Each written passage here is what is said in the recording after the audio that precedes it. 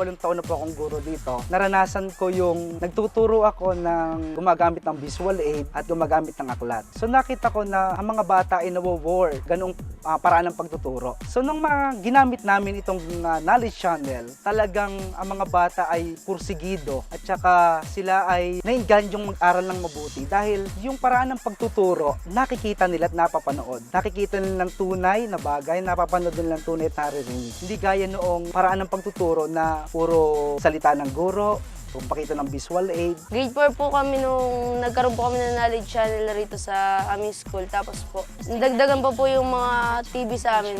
Minsan po kasi absent ako. Yung pong nalaktawan ko pong lesson, napapanood ko po minsan yung, halimbawa po, sa English po kasi laging merong program sa knowledge channel. Tapos po, sinabi ko rin po yun sa nanay ko, tuwan-tuwa po siya. Nakita ko po yung mga classmates ko na nanonood po sila ng knowledge channel. Tapos tinawag po nila, sabi po nila na manood daw po ako. Napanood ko po yung mga lessons doon. Tapos madali ko pong nabawi yung mga lessons na na-miss ko. As a teacher ng ALS, talagang napakalaki ng tulong.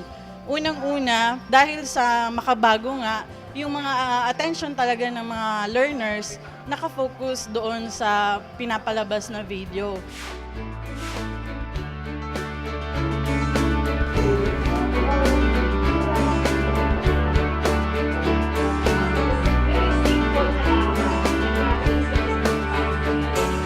What we want to contribute towards is getting inside the classroom and looking at what is happening in the way our students, our learners learn, and the way our teachers teach.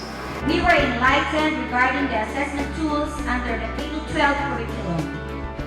The ample strategies, approaches, techniques, and methods in the constructivist point of view to be used in the learner-centered classroom introduced by the trainers in their respective topics were found to be helpful when we go back to our classrooms.